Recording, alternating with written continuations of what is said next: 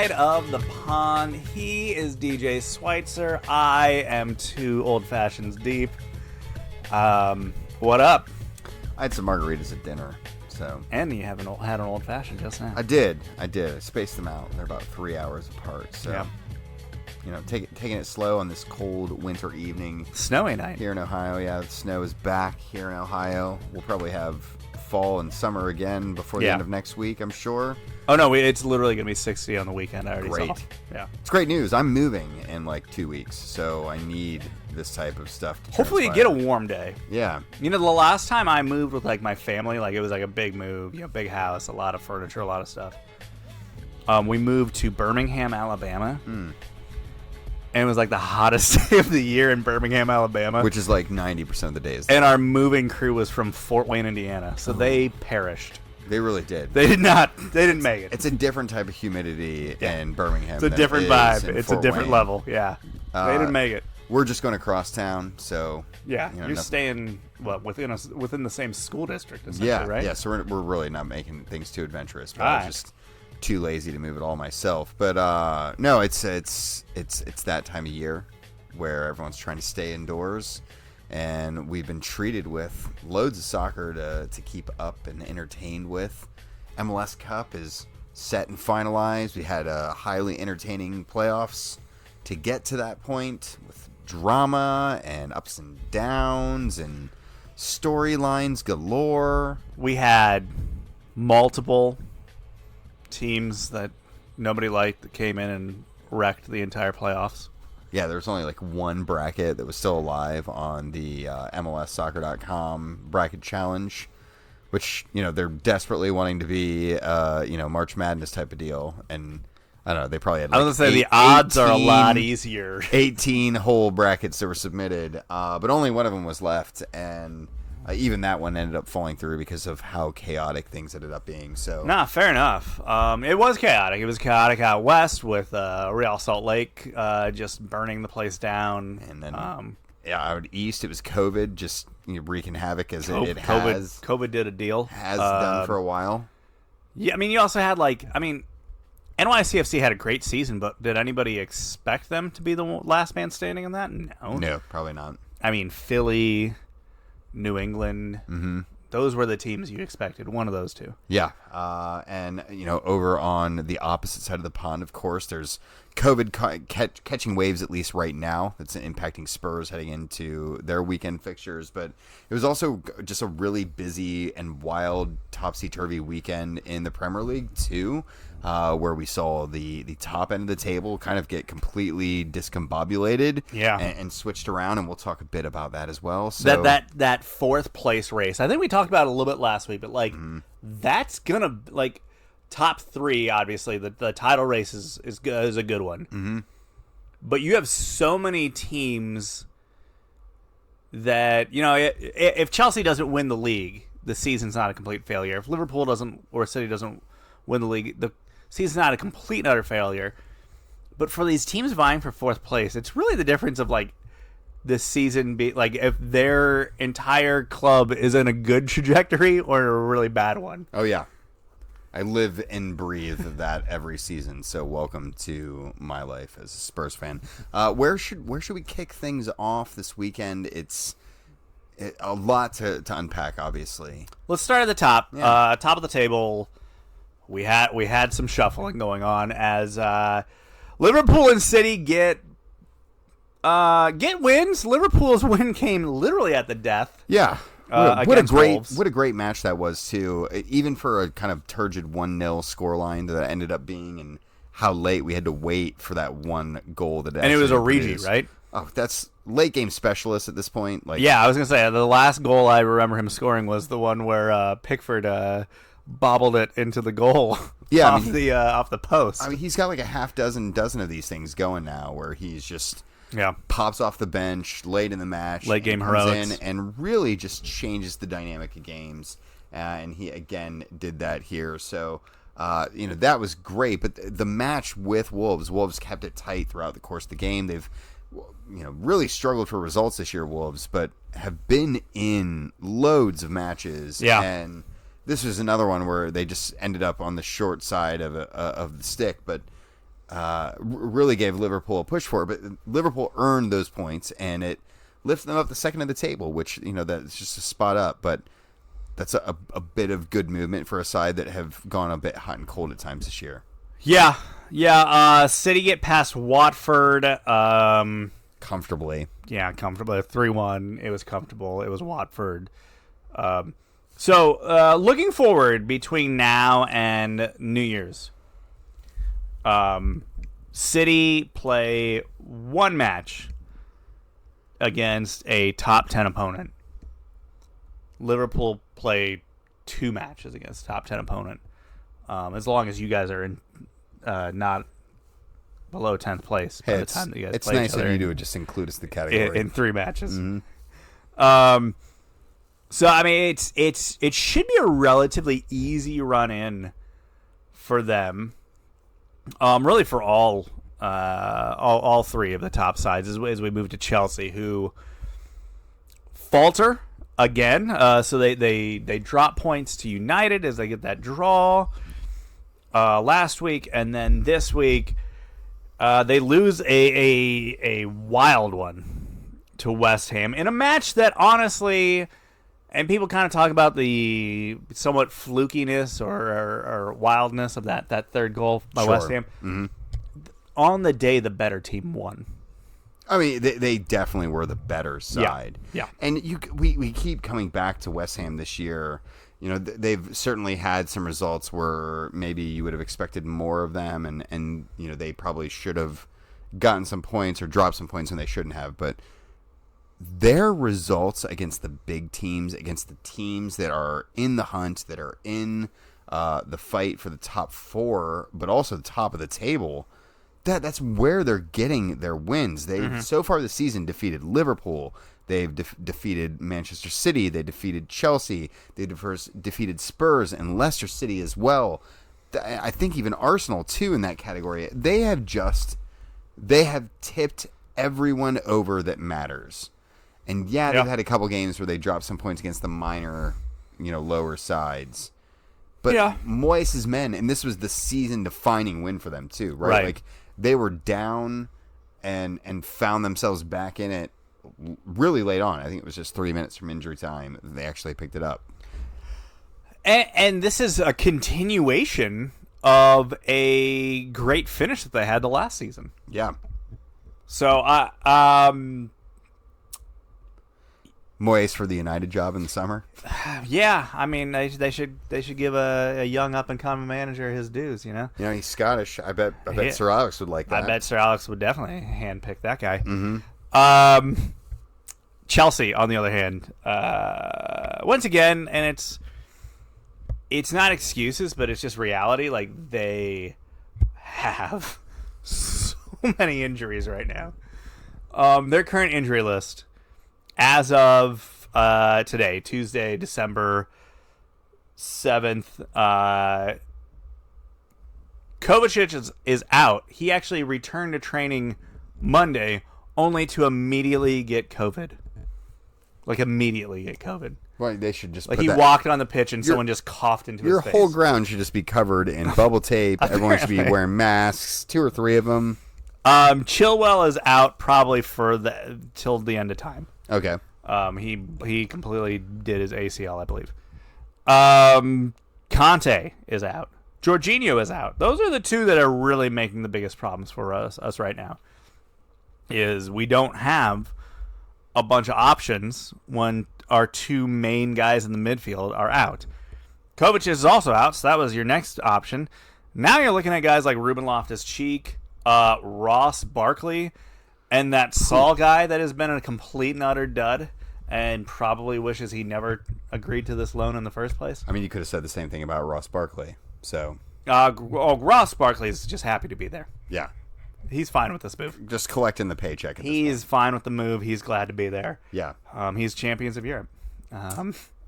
European champion, Ross Barkley. Yeah, and it is something. But, you're talking about all these injuries and the people that list is not done, by the way. Chalobah. Right.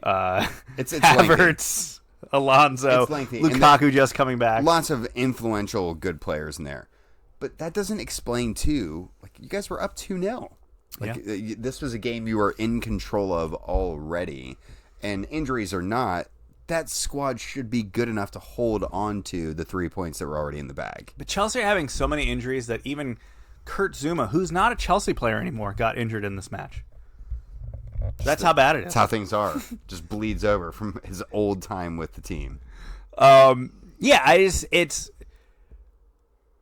is, I guess, a depth issue. But I mean, we're having to go pretty deep. What a ridiculous thing to claim that this squad has depth issues. Well, I don't know that I disagree. I mean, we have depth issues in the fact that we had to go into our depth, and they've been an issue. Yeah, that is a depth issue. Let's move beyond the top 3 for the time being. Now move outside to the top 4. As we mentioned earlier, it's crazy competitive right now. Probably the most competitive that we've seen it at the midway point in the season in quite a while. No less than, 4, 5 teams really in the hunt for things as they currently stand. Yeah, I mean, I would say 4 teams that I'm going to acknowledge as being in the hunt. Okay. West Ham obviously have the spot at the moment, pole position, but not by much. You mentioned it. They have some impressive scalps to their name that they have achieved this season, taking out some big teams. And they actually only have one top 10 opponent between now and New Year's. They have an easy run in. Spurs, you guys play Liverpool in about 12 days. Yeah. That's not an easy run in. No. So you have that. You have a new manager. You guys are still kind of figuring that out a bit. Mm-hmm. Is Harry Kane, is he himself yet? I feel like that's not even a resolved issue. He's not scoring his goals, but so then no. He is back to being an active participant in a way that he clearly hadn't been. That's helpful. I think Conte's arrival has stiffened him up a little bit and given him some resolve and direction that he needed to be able to be competitive. I'm so intrigued about what January means for Spurs for the first time in a long time in a window that's normally extremely barren for the club. I think they're going to be active and could get some new pieces in to make Conte's reality a little bit more achievable. Yeah, what is the reality for them? What is... I mentioned it, fourth place is a defining achievement for these clubs, and that if you guys don't get fourth place, if you're just hanging into one of those rando Europa spots, which technically I guess would be better than last year where you got a Europa Conference spot. Oh, yes. Is it a success? Oh, man. I don't know. We've already climbed, a bit to get themselves back into at least consideration for these type of roles. I don't know. I'm very. I feel like you wouldn't be happy with that. I'd be very displeased, but I would also be like, well, from where we were, that wouldn't be too hateful. It's not so bad. It's such a Spurs reality, right? I'm very used to this exact situation and trying to find the silver lining of justifying the worth of finishing outside of the top 4. This shit doesn't smell as bad as the rest of it. Well, we'll find out. Yeah, right. Manchester United has a really easy road to the end of the year, so they should be fine. They should be collecting points. Obviously, they have a managerial change that is fully now gone into effect. For the rest of the season, at least? Ralph Ragnick is in. He's the manager. He's even brought in his own staff that has such guys as Chris Armas. Yeah, who worked under his staff while he worked at New York Red Bull. Yeah. Clearly developed a rapport with him. I'm not at all surprised by this. I don't think this means that Armas is in line for European jobs anytime soon. No. I hear the Leipzig job's open, so. Right? Yeah. There we go. Yeah. Probably not that one. I don't think they're going down that road again. No. Arsenal play West Ham and Wolves before New Year's Eve. I would say they're the one team that probably is in the most danger of distancing themselves from a fourth place finish. Yeah, for sure. I don't know. Fresh off a bad result this week. Yeah. Of losing late to Everton. I mean, it's not an ideal result that you'd like to have. And that's not what you're looking to do. Given how chaotic Everton's season is and what they have going on right now. You literally had fans. Well, I mean, they kind of made it to be a bigger thing than it ended up being. They had the fan walkout, which ended up being like 20 douchebags just rolling out at the 20-something mark. Yeah. Everyone else is already like, I've already paid for this. I'm not getting my money back. It's cold. I'm just going to sit here. They're just playing. Right here. I mean, they're pressing pretty let well. Let them go do it. They almost scored just now. Almost. That was the best part. Is they almost scored right at the moment that everyone was supposed to be leaving. So like all those dudes like hung around for like an extra second. Like, well, hold on, let me just see. Oh. Yeah, I guess they didn't score. All right, walkout's back on, guys. Oh my. Anything else in the Premier League that's really eye popping at the moment? Should we include Arsenal? No, we shouldn't. We just included Arsenal. They lost Everton. We barely included them in the conversation. Lost United. Yeah, it's about how it should be. Let's move over stateside, where we now have the final of the domestic campaign set. We know who will be facing off. It will not be played in a stadium that is purpose-built for baseball and is primarily used for that. You're bummed out about that. Oh, you wanted the chaos. I did want the chaos, if only because it maybe would motivate MLS to be like, hey, guys, let's just pull the freaking trigger on this stupid stadium situation and get ourselves out of purgatory.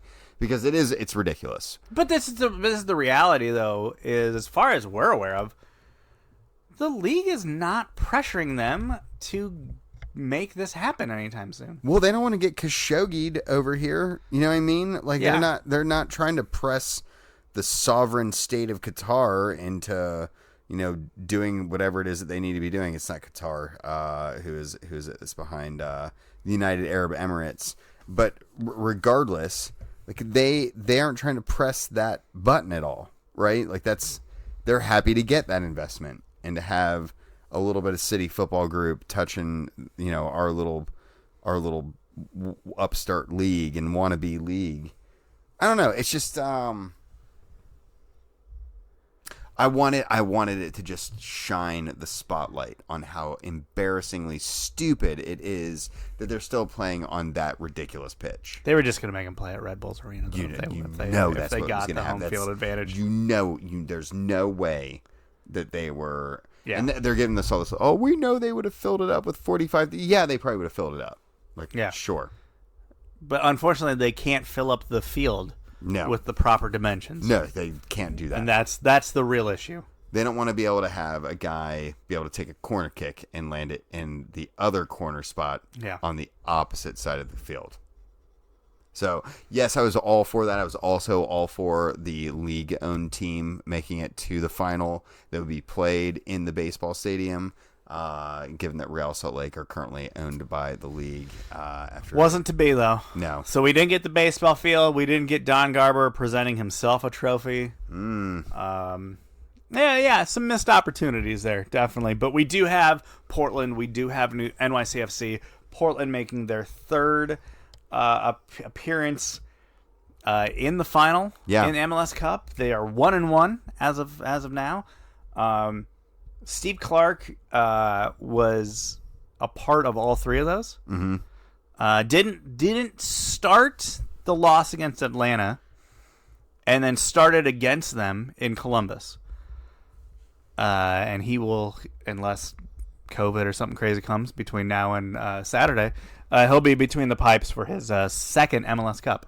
Just like to make it be renowned again that he was available for acquisition when FC Cincinnati came into the league, and they bypassed him for reasons. For great reasons. Teton. And this is Portland's dominance and frequency landing in the final is no surprise, as well their Cascadia dominance of MLS Cup out west in particular. Seattle and Portland have both been involved in every final for the last 7 years, one of the two of them.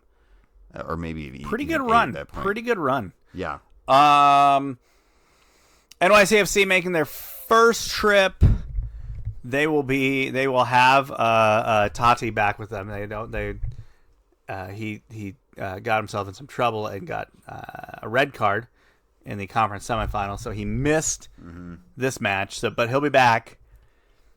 They should be at full strength again, as long as COVID obliges. I don't know how do you see this one going?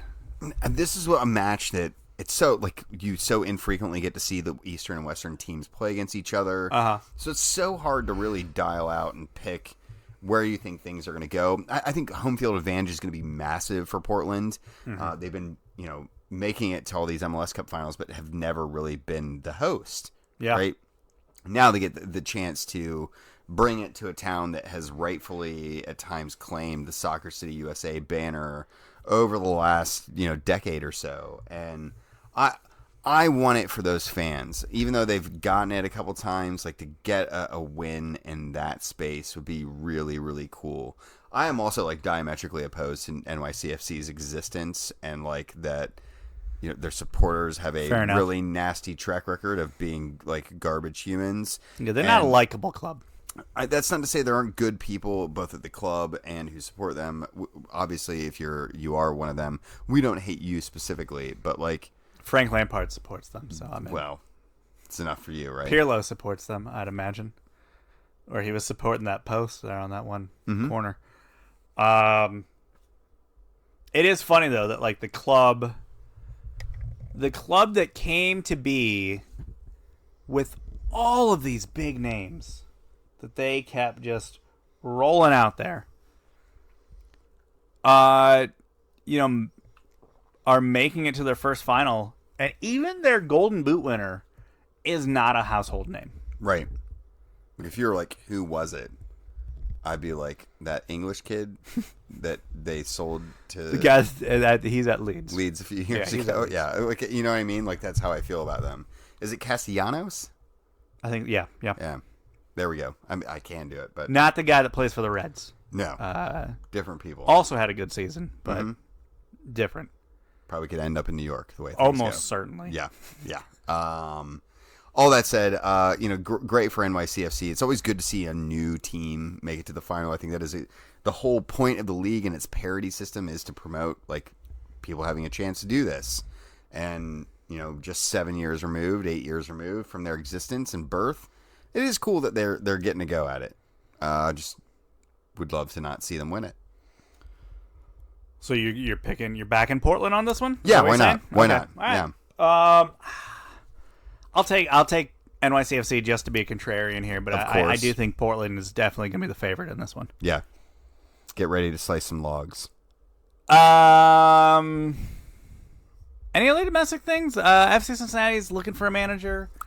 They're trying to pry Jim Curtin away from Philly. Yeah, I mean, we skipped over the Philly situation too. They got duped out and dumped out of the playoffs by NYCFC. By a pandemic. Yeah, the pandemic really got them. 11 players, as many as 7 starters, ruled out of the semifinal. Essentially, their entire back line was a bunch of 20-year-old dudes that had 400 minutes played on the season. And, I mean, to be fair, getting a 2-1 result and only going down by 1 was amazing. And it was a late winner too, so it's not like it's. I mean, they held on the whole time pretty much. They definitely tried to make it happen, but Jim Curtin, frustrated in the aftermath, complaining about the oil money team that had dumped him out.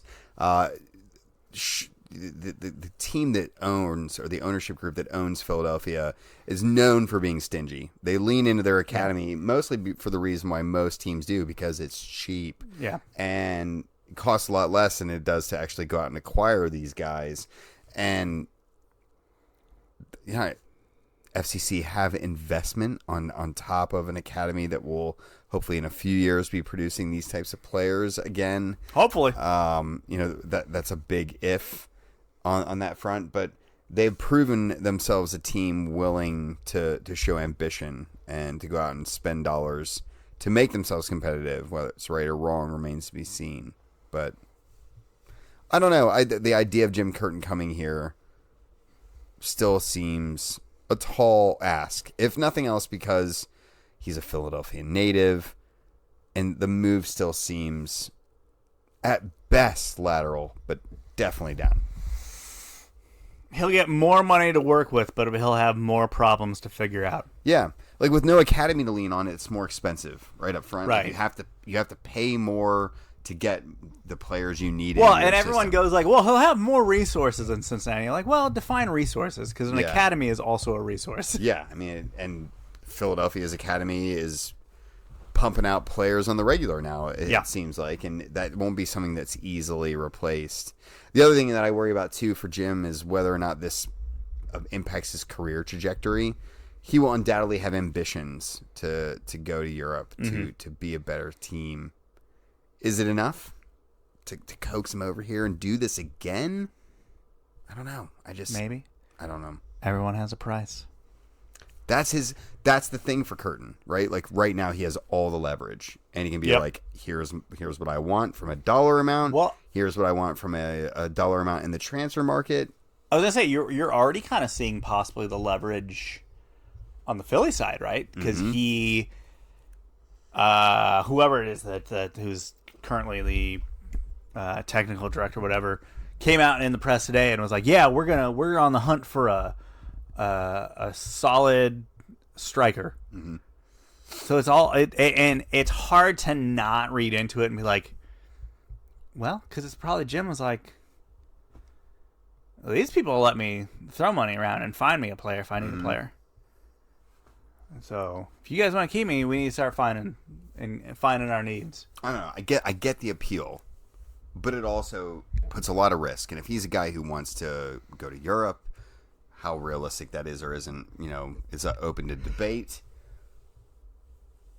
Cincinnati's at a marquee club in MLS, at least, right? Like you think maybe he'd go to New York or an LA or. As I said, the LAFC job is open.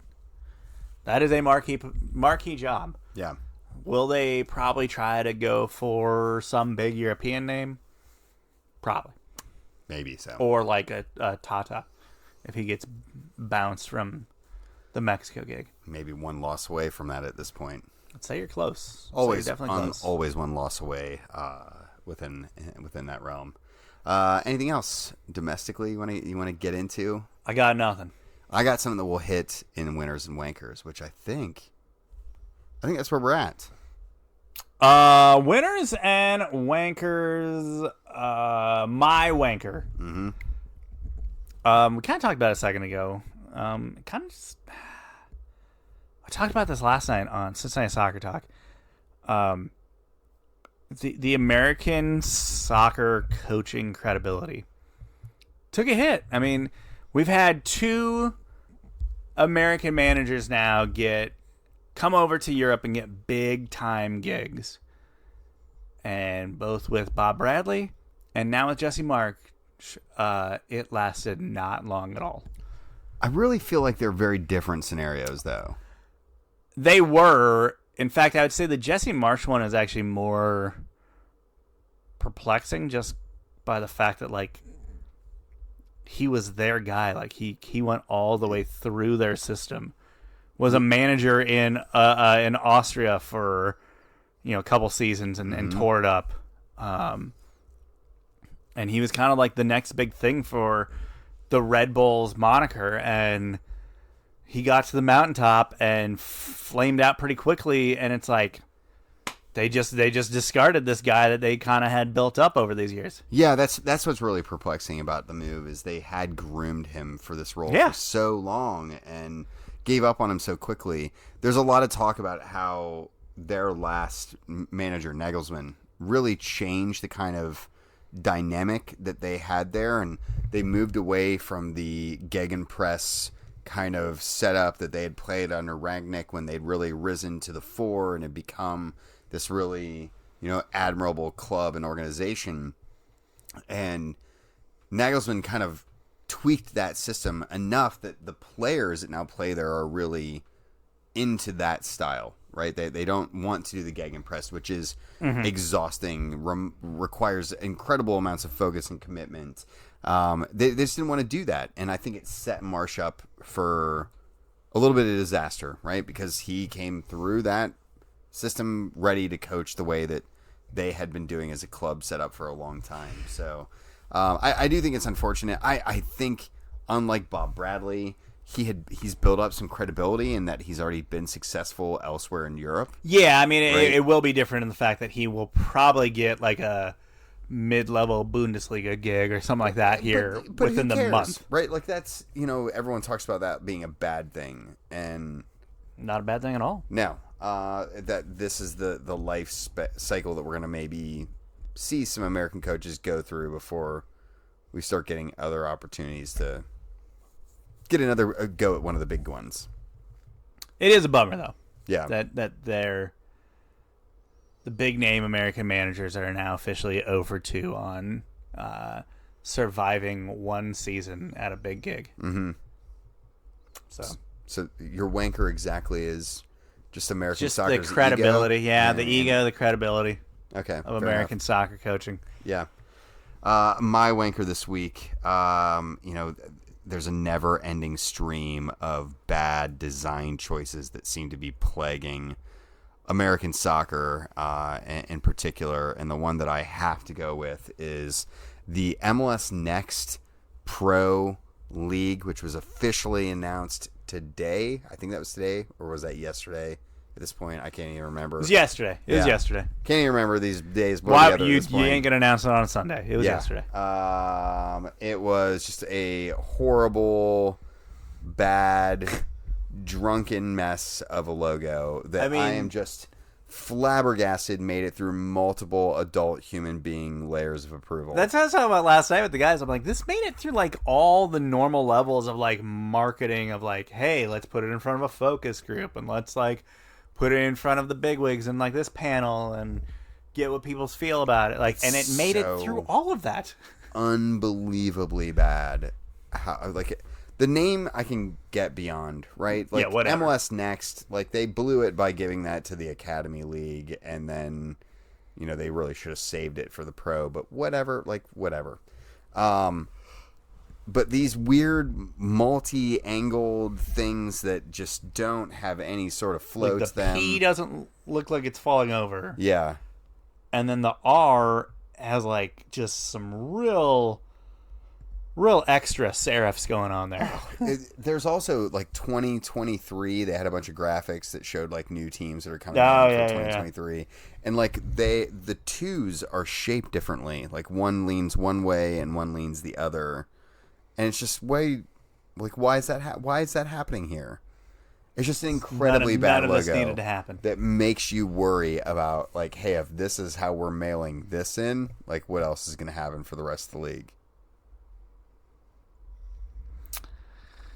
It'll be interesting. I'm not really hopeful at this point, but hey, we are getting Jamie Vardy's Rochester, New York FC, the independent club, as the first lone independent club in the league. I'm super pulling for Jamie Vardy playing in this new third division league in America. You got to figure at some point he does, right?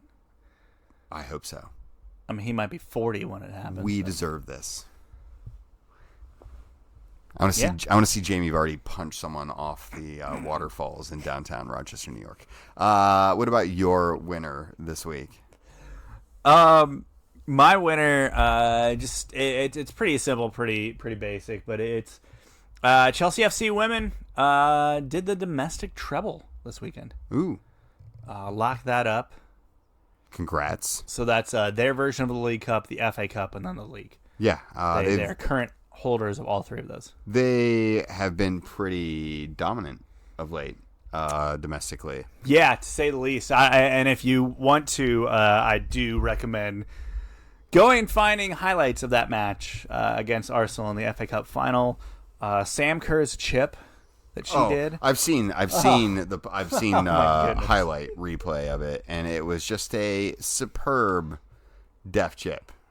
It was like, man, is that keeper gonna have to retire after this game? Like that was pretty savage. Yeah, definitely super savage. But no, that was a good shout. Yeah, and just hey, club of the year, Chelsea Football Club. So just winning titles, all over the place. Yeah. My winner this week, I'm going to Nike Soccer, who released an amazing throwback pair of boots I saw these. They're just you called the posted those. 1971s, right? Nike made this foray into like boots before they were really even like a big deal in everything else. And they didn't even make them themselves. They contracted out to this company called like Canada Boot Company that is not Canadian at all. It was based out of Mexico City, and they made these just really old school looking boots. Yeah, you're right. I did post them on my Twitter account. I'm a sucker for throwback anything already, but these things have like an all white sole plate with like all white cleats with a solid black leather upper and, you know, like just a simple white swoosh on them. They're just deliciously retro. And there's only like a couple hundred pair that are made of them, and I'll never get my hands on them. But they are just a fantastic looking shoe, and I can't get enough of these good retro-y throwback things. And it feels like it was needed with how bad a design the MLS Next thing was. I needed like a good design thing to a palette cleanser, just to keep things a little cleaner, at least in my brain. If else. No, that makes sense. Yeah. That makes sense. I guess that's our show. Yeah, short one for you this week. Figure we usually drown you in stuff and keep it nice and tidy for a change. Well, we're literally on the cusp of hitting that really, really busy part of December. Yeah. So we'll have a lot going on. We'll do our full kind of postmortem on the MLS season next week. Looking forward to it. We'll dig up our old predictions, see how bad they were. Always I'm gonna guess great. super bad. Yeah, the MLS ones are just tough. They're tough. I feel like I go. I reach out on more limbs than MLS predictions. Totally.